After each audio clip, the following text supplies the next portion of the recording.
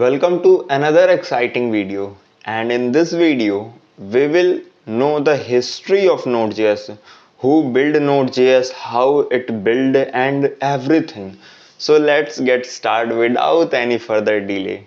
So, history of Node.js. Node.js was created to bring JavaScript to the server side, यानी कि जैसा कि मैंने बताया कि जावास्क्रिप्ट का कोड केवल और केवल ब्राउजर में चलता था, ये आपने देखा भी पहली वीडियो में। लेकिन जो हमारे डेवलपर साहब थे, डेवलपर कौन, अरे डेवलपर साहब कहाँ गए हैं, यहाँ पे हैं, ये आर्यन डेल, अरे सॉरी रेयान डेल, ठीक है।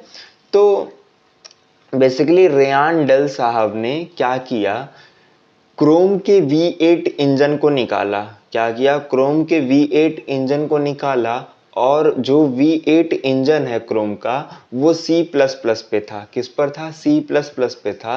तो उसी में कुछ नए फीचर्स को ऐड करके 3-5 करके भाई साहब ने क्या किया, एक नया क्या बनाया, लैंग्वेज, फ्रेमवर्क, लाइब्रेरी नहीं, पहली वीडियो में मैंने तुमको बता दिया था कि रन टाइम एनवायरनमेंट, जिसका नाम है Node.js, ठीक है। तो इन्होंने क्या किया, Node.js को क्रिएट किया।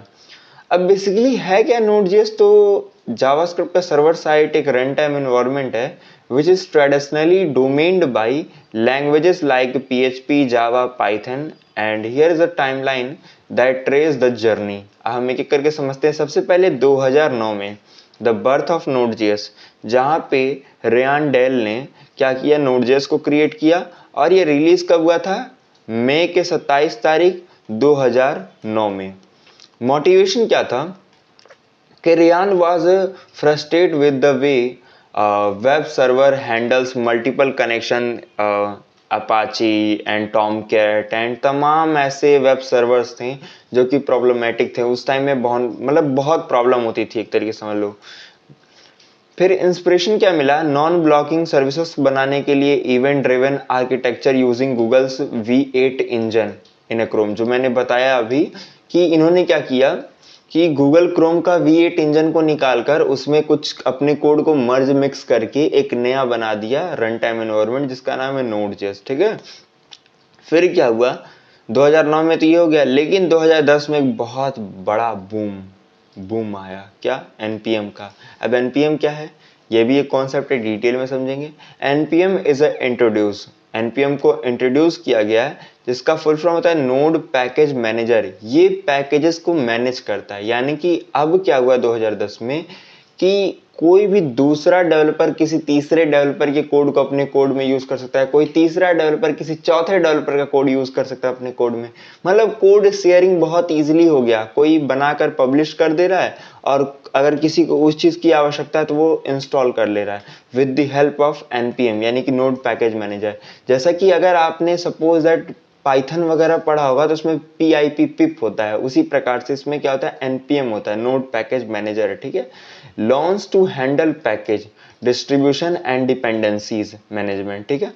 Made it easy for developers to share and reuse code, जो मैंने बताया, ठीक है। फिर 2011 से 14 में ग्रोथ हुआ बहुत बड़ा। इसमें क्या हुआ, big companies like LinkedIn, Walmart, PayPal and begins using Node.js in production.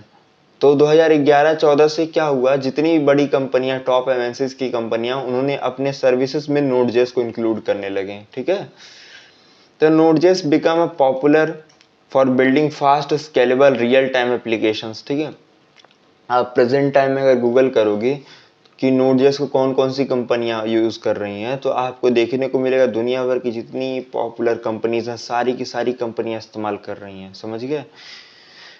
लेकिन 2015 में एक बहुत बड़ा इवोल्यूशन आया। हुआ क्या, 2014 के बाद से जो ओरिजिनली Node.js के डेवलपर रेयान डेल थे और उनके कुछ टीम थे, वो Node.js को छोड़ दिए, मतलब बच्चे को अनाथ छोड़ दिए, ये कहीं और चले गए। इन्होंने कोई एक नई लैंग्वेज बना दी जिसका नाम था io.js। ये भी क्या था, Node.js की तरह ही था, लेकिन उसमें कुछ नए फीचर्स थे। अब देखो जैसे कि हुआ क्या सीन, मान लो Node.js तो बन गया रेयान डेल ने, तो रेयान डेल ने जब Node.js को बनाया था तो उसमें उन्होंने कुछ फीचर ऐड किया।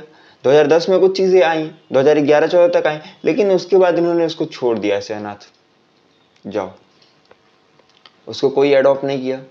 दो चार कंपनियां ऐसे ही 3-5 कर रही थी, लेकिन रेयान डेल ने क्या किया, अपना एक नया लैंग्वेज फिर से शुरू किया, एक नया रन टाइम इन्वायरमेंट बनाना शुरू किया जिसका नाम था io.js। और io.js में तमाम फीचर्स ऐड करते गए। तो बाद में क्या हुआ, इनको पता चला कि Node.js में कोई चीज़ें चेंजेस नहीं आई हैं, वैसे की वैसे हैं।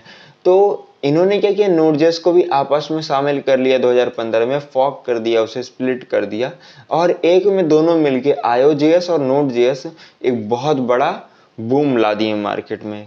कम्युनिटी एक आपस में मर्ज हो गई, पीस डेवलपमेंट अंडर जॉनेट जो कि Node.js को अभी संभाल रहे थे, एंड फॉक हो गया था io.js, जिससे क्या हो गया था कि बहुत बड़ा इसकी कम्युनिटी बढ़ गई और यूजर्स बढ़ गए और तमाम फीचर्स बढ़ गए। तो ये सारी चीज़ें इसमें आ गई और 2015 के बाद से मैं जानता हूँ Node.js में बहुत ज़्यादा चेंजेस आते रहे और स्टिल आते हैं और स्टिल आते रहेंगे, ठीक है। इसी प्रकार से फिर क्या हुआ, 2018 में Node.js foundation with JavaScript foundation merge, दोनों एक साथ मर्ज हो गए 2018 में और मर्ज इनटू ओपन.js फाउंडेशन बन गया जो कि अंडर द लिनक्स फाउंडेशन, अब ये लिनक्स फाउंडेशन के अंदर आता है, ठीक है। सो बेसिकली अगर रिसेंट अचीवमेंट्स की बात करोगे 2019 से 2024 या फिर 25 की ले लो, ठीक है। तो सपोर्ट बाय ES मॉड्यूल, जिसको हम ESM कहते हैं, बिल्ट इन टाइपस्क्रिप्ट सपोर्ट मिल जाता है, improve performance and digitals native APIs बन जाती हैं, वेब असेंबली WSM कहते हैं जिसे हम, वर्कर्स थ्रेड एंड तमाम चीज़ें हैं, लॉन्ग टर्म सपोर्ट वगैरह है, इसकी कम्युनिटी बहुत बड़ी है, तमाम चीज़ें हैं।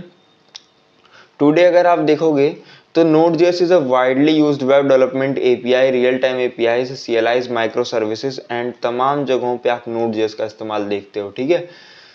तो बाकी यही सारी चीज़ें, अगर और कोई डाउट हो, कोई प्रॉब्लम हो तो आप मेरे को इंस्टाग्राम पे DM करिए बेहिचक, एंड मिलते हैं नेक्स्ट वीडियो में, तब तक के लिए बाय बाय।